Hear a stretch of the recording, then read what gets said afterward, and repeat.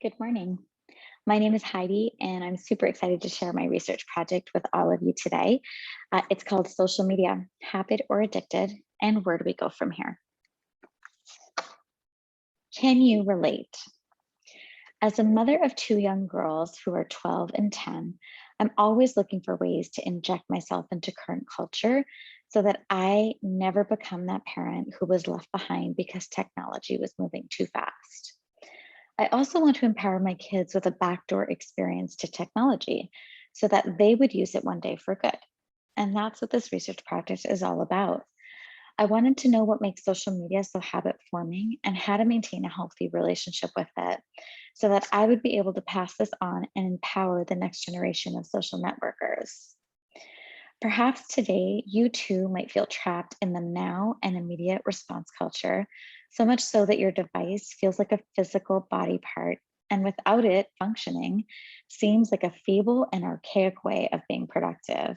So dare I ask, have you accumulated unfavorable tech habits, or are you addicted?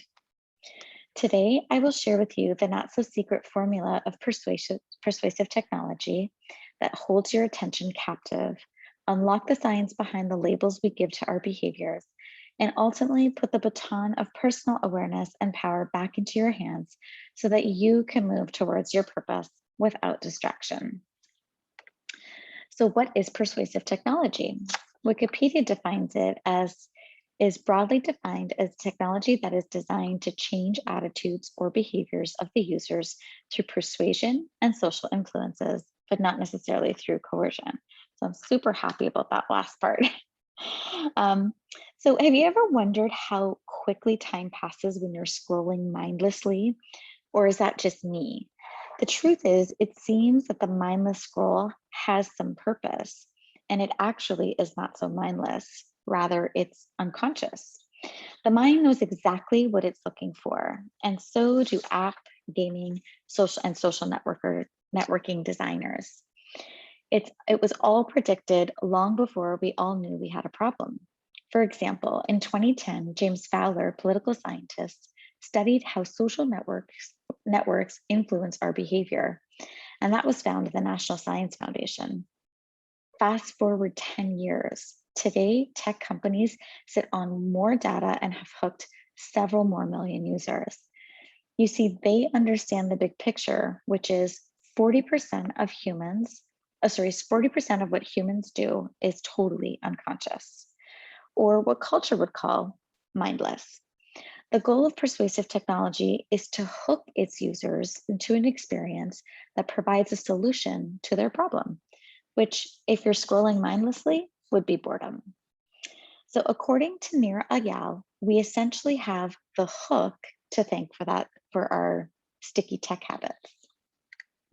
So, let's do a deep dive into the hook. The hook is a cycle that we go through. So to summarize Nir Eyal's technique, he teaches at the Design School of Stanford University. The hook is a cyclical habit-forming design pattern that companies use to build habit-forming products. As consumers go through this cycle, their habits have been reinforced, and now the product becomes more valuable to them. And it goes like this. There's a trigger, which moves us into action, which then we are rewarded for, and then we make an investment. And then on we go on that cycle again and again and again. So let's first talk about the first stage, which is the trigger. The trigger is a lot like the spark plug that gets your car engine going. So the trigger can be anything that's internal or external. So for example, an external might be you see a post or read a post on social media. Internal has more to do with the emotions. So, for example, if you're feeling sad or lonely, that trigger is going to push you into the next step, which is action. And typically, if we're feeling sad or if we're feeling lonely or if we're feeling like we need to catch up with someone, we're going to tend to go to one of those social networking platforms to say hi to a friend or to look at their feeds or to look at their posts. So the action, the trigger must intrigue you enough. So it must be a strong enough pull from that trigger, whether it's internal or external. So it must be strong enough for you to be able to take action. And it's got to be motivating enough for you to take action.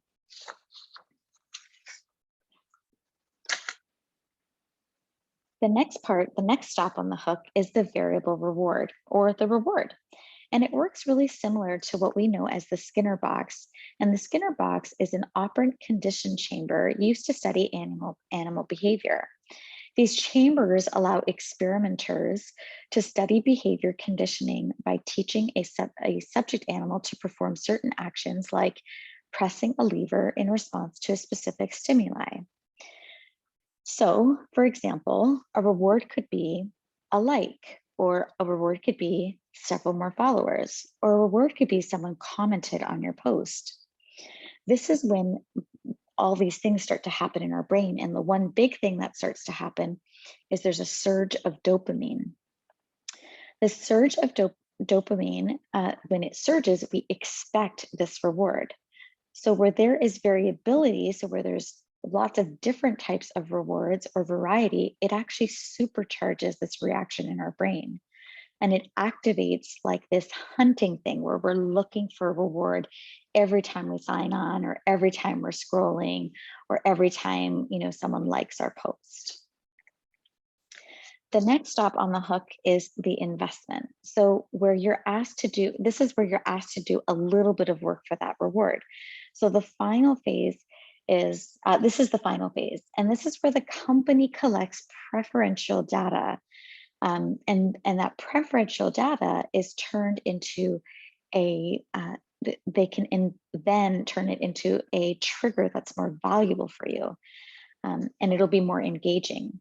And this is where we find ourselves pulling to refresh the feeds. So there's an attraction to that unpredictability. It's like pull down, refresh, something's waiting, and the cycle repeats itself until it becomes an effortless behavior. So how hooked are we? According to some research by the Pew Research Center, 7 in 10 Facebook users say they visit the site daily. And Facebook is not alone. So 49% say that they visit several times a day. They visit Facebook several times a day. 22% say about once a day, and then less frequently, 29%. Still a fair amount of people.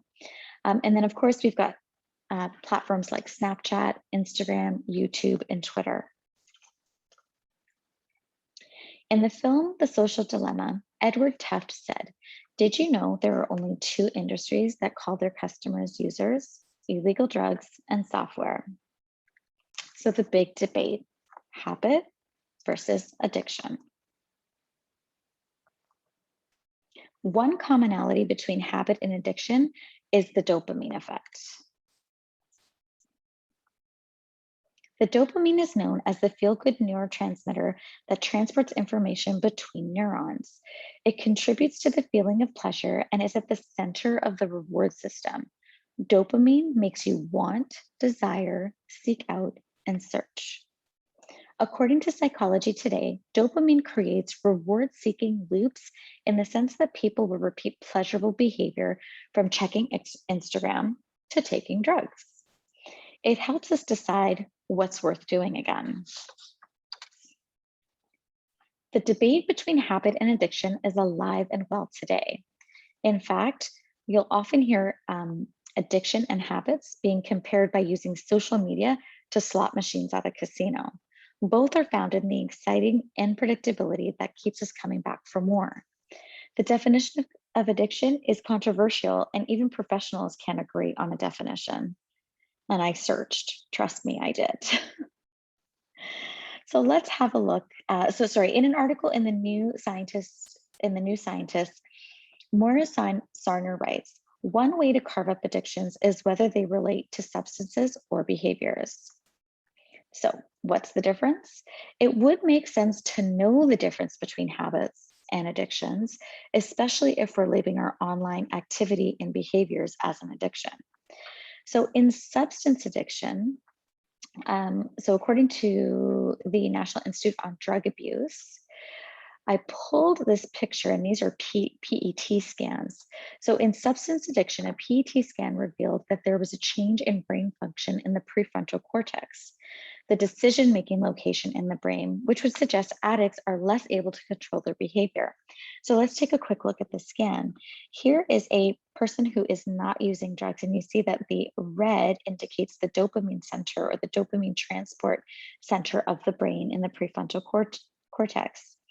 Now, the next scan is someone who has been using cocaine for 1 month. So you can see that the dopamine receptors are reduced. You can hardly see them. And like I said earlier, this is where, it affects their decision making. And then if they've stopped using drugs, it won't be for another 4 months before someone actually you can start to see that little red part is coming back. So it starts to sort of rework itself. And oftentimes this is kind of how relapse happens, is because that decision-making center is just it's not fully capable of making, they're not able to control their behaviors as well. So in contrast to behavioral addiction, such as gambling, there is some overlap in the surge of dopamine. However, through PET imaging, it was found that drugs had a way more powerful effect than gambling. These findings were of Luke Clark, director of the University of British Columbia the Center of Gambling Addiction. It was concluded that this was not exclusive to gambling, but any behavior, which is kind of crazy to think that gambling as a behavior can be related to using social media too. So the key difference between, so here are some of the key differences. So as a habit, habits we do out of convenience. So it's easy to do. We do things without thinking, and generally they're non-destructive. Okay, so they don't really affect your life in a real big way. Well, they can, but not in this scenario. And then in addiction, like I said, the PET scan revealed changes in the prefrontal cortex of the brain, and those who are addicted to substances are less able to control their own behavior. And then of course, down the center, we have how they're very similar and why we cross these things between habit and addictions. We say things like, oh, I'm so addicted to my phone, or I'm so addicted to checking my email, checking my messages. So both are driven by the reward center of the brain. Both have dopamine surges, which creates a reward-seeking loop. And the unpredictability definitely feeds that action on how to make the next decision for that next behavior. And so for good measure, the key difference between an excessive healthy enthusiasm and an addiction is that healthy enthusiasm or habits adds to life and addictions take away from it. And I found this quote in an article that was titled, "Is It Really Addiction?" So where do we go from here? There's a new diet circling culture, and it's called the digital detox.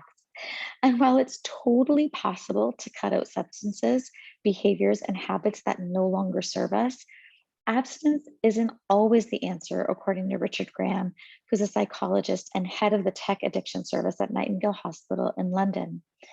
Graham suggests adopting the American Academy of Pediatrics family media plan that establishes things like tech-free zones and tech-free zones at home, or having tech-free time, or putting your phone in the next room while you try to get some stuff done or trying to get some homework accomplished. So there is good news. So it's not all bad news. So there is good news. So according to Moment, which is a time tracking app, the average person spends about 4 hours on their phone per day. I would argue many of us surpass this average and struggle to find a way back from this. The good news is our brains can't tell the difference between a good habit or a bad habit, and it will always faithfully follow the hook design. So my hope is that when you travel another loop on that hook cycle, that this presentation would maybe empower you to create habits that serve a higher purpose and not just chase another dopamine fix. Thank you so much.